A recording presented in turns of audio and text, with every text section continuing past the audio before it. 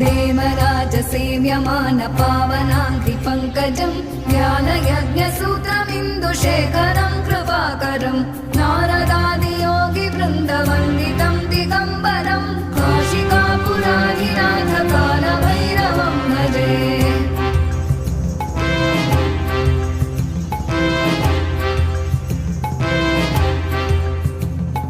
भानुकोटिभास्वनं भवाभितारकं परं नीलकण्ठमीप्सितार्थदायकं त्रिलोचनं कालकालमम्बुजाक्षमक्षशूलमक्षरं काशिकापुराधिनाथकालभैरवं भजे।